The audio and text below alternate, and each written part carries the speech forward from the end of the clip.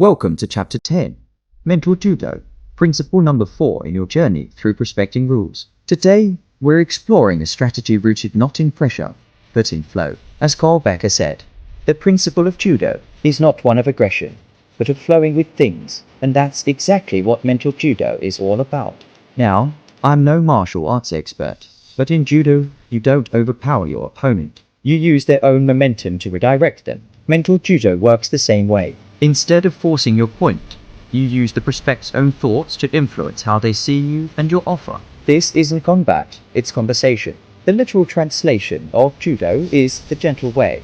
And that's the perfect picture. The most effective way to relate to someone is to demonstrate that you share the same thoughts. When you speak the words already forming in their mind, something magical happens. They stop seeing you as a threat and start seeing you as an ally. This subtle shift is the essence of Mental Judo.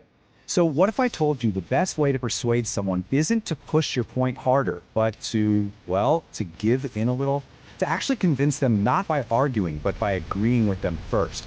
I know it sounds totally backward, but it's the secret behind a really powerful technique called Mental Judo. Let's get into this art of gentle persuasion. You know, the word judo literally translates to the gentle way. And this quote from Carl Becker just nails it. It's not about being aggressive. It's about using an opponent's own energy, their own momentum, and just redirecting it. So in a conversation, this means we stop trying to win the fight. Instead, we're going to learn how to flow with the other person's thoughts to build trust, not walls. So this is what we're talking about. Mental Judo is all about using what someone is already thinking and feeling, their skepticism, their worries, their perspective, to create an immediate connection. Now, this is not manipulation. It's actually a really deep form of empathy. It's like instead of sitting across the table from them, you suddenly get up, walk around, and sit right next to them, looking at the problem together. Okay, so how does this actually work? What do you do? Well, the core idea is surprisingly simple, but it is incredibly powerful. You just say what the other person is already thinking. Just listen to this quote from G.F. Brown. That last part is everything. Partners in a single thought. The second you voice someone's inner hesitation, that wall between you just crumbles. You're not a stranger trying to sell them something anymore. You're the person who just gets it. And that bond, it's instant and it's really, really powerful. Let's just compare these two approaches side by side.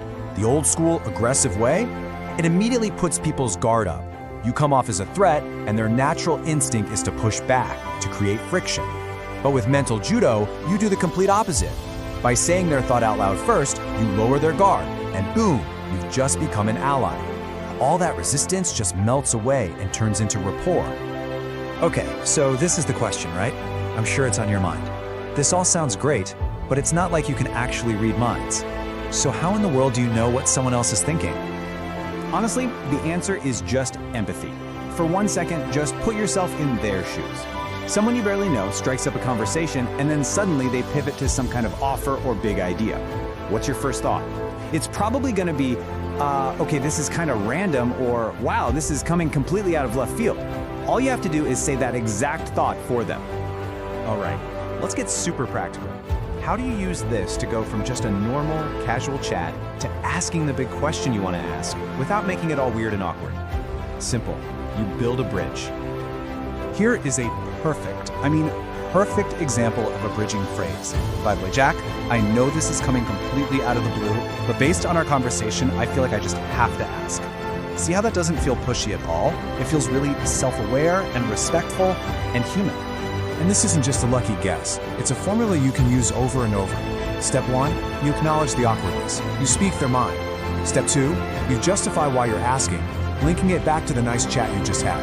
3, you make it personal. You make it human. And only then, after you've built that sturdy bridge, do you ask your real question.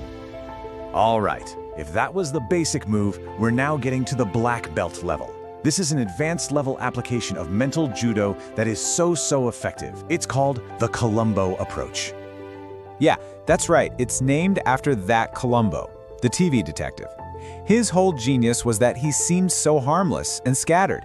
He'd finish his questions, the suspect would feel totally relieved, and then, just as Columbo was walking out the door, he'd turn back and say, "Oh, just one more thing."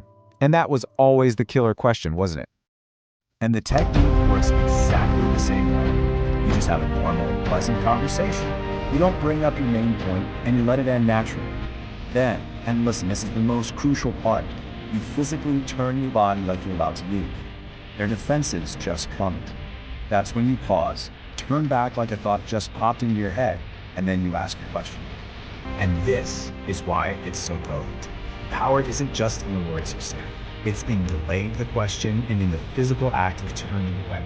That body language sends a signal that the pitch part of the conversation is over. So when the question finally comes, it completely bypasses their sales filter. It feels like a total afterthought, not some calculated move.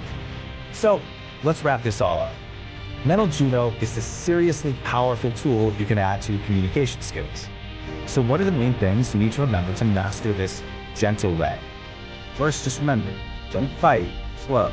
Use their energy. Second, become an ally in an instant by being brave enough to say what they're probably already thinking. Third, use that bridging formula to get from small talk to the big questions smoothly. Finally, and it really matters, use that masterful Columbo approach to disarm them with total finesse. And the best part is, you don't have to figure all this out the hard way. Like Admiral Hyman Rickover said, learn from the mistakes of others. You may not live long enough to make them all yourself. This stuff is a proven technique. You can learn it and start using it right now. And that really brings us to our last thought today.